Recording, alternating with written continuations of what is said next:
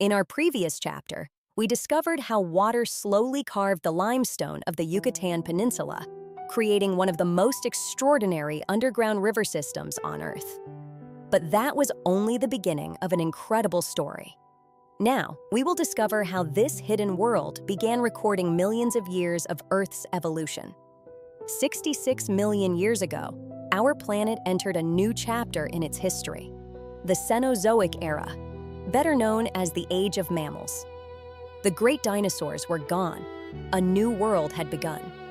Over millions of years, life slowly flourished once again.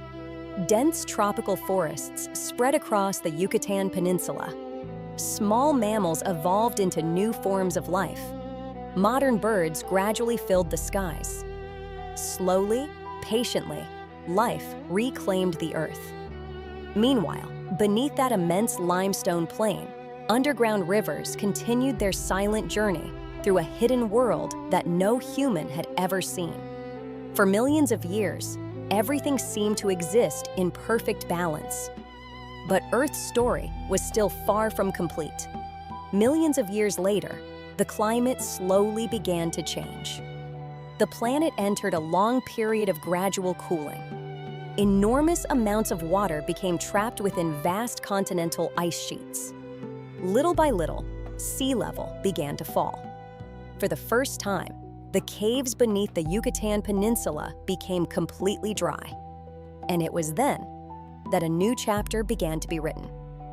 Drop by drop, century after century, millennium after millennium, water deposited tiny crystals of calcite. The first stalactites slowly took shape. The first stalagmites gradually rose from the cave floor. The first great columns began to grow. Every single drop wrote another line. Every passing century added another page. And the stone carefully preserved a story that would remain untouched for thousands of years. As the climate slowly warmed once again, the great ice sheets began to melt. The sea slowly returned. The caves filled with water once more. Everything nature had written became sealed beneath the surface. Life continued to evolve above ground. But down here, time itself stood completely still.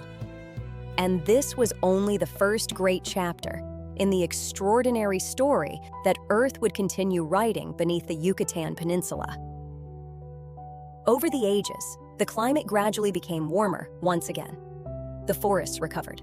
Life continued to evolve. New species appeared. Others disappeared. But beneath the surface, the story remained untouched. Again and again, the climate changed. The sea retreated. The caves were exposed once more. And the patient work of water continued exactly where it had left off. Drop by drop, century after century, millennium after millennium, new stalactites slowly took shape. New stalagmites rose from the cave floor. Columns continued growing, joining ceiling and floor. Each cycle added another page. Each new flooding preserved everything that had already been written. After millions of years, the caves beneath the Yucatán Peninsula had become an extraordinary archive of Earth's history. But the most fascinating chapter was still waiting to be written. After 3 great cycles, the caves of Yucatán already preserved an extraordinary archive written in stone. But the most remarkable chapter was about to begin. For millions of years, life on the surface had continued to evolve. The peninsula had become home to animals very different from the small mammals that first appeared at the beginning of the Cenozoic era. Great ground sloths wandered through the forests. Tapirs searched for food and fresh water among the vegetation. Gomphotheres, ancient relatives of modern elephants, crossed the flat limestone plains of Yucatan. Large prehistoric felines silently stalked through the jungle. And deep inside the caves, large colonies of bats occupied the darkness. Their bones, their seeds, fallen branches, and layers of guano would all become part of the story preserved underground.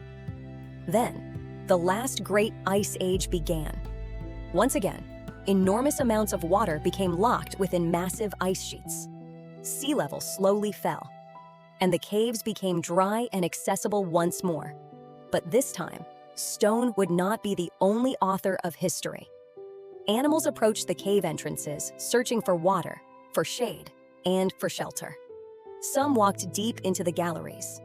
Others fell into natural chambers, never to return. Their remains remained hidden in the darkness. Ground sloths, tapirs, gomphotheres, and great predators that have long since disappeared all became part of this extraordinary record. And then, a new visitor arrived. Human beings. The first people of Yucatan entered these caves while they were still completely dry. They walked through passages that today lie entirely underwater. They carried fire to illuminate the darkness. They mined red ochre from the cave walls. And they left behind tools, fireplaces, footsteps, and traces of their lives. Without realizing it, they were writing a new chapter in Earth's great book. For thousands of years, stone, animals, and the first people of the peninsula shared this hidden underground world. But the climate changed once again. The great ice sheets began to melt. Sea level slowly rose. Water advanced through the deepest passages. It flooded the galleries. It covered the stalagmites, the footprints, the bones, and the ancient human traces, until every entrance disappeared beneath the water. The final page had been written, and the book was sealed. Life continued to evolve above the surface. New species appeared. Others disappeared. Human civilizations continued to grow. But inside those flooded caves, time remained almost motionless. The stone preserved the history of climate. The bones preserved the memory of vanished animals. The traces of fire and the red ochre preserved the passage of the first people.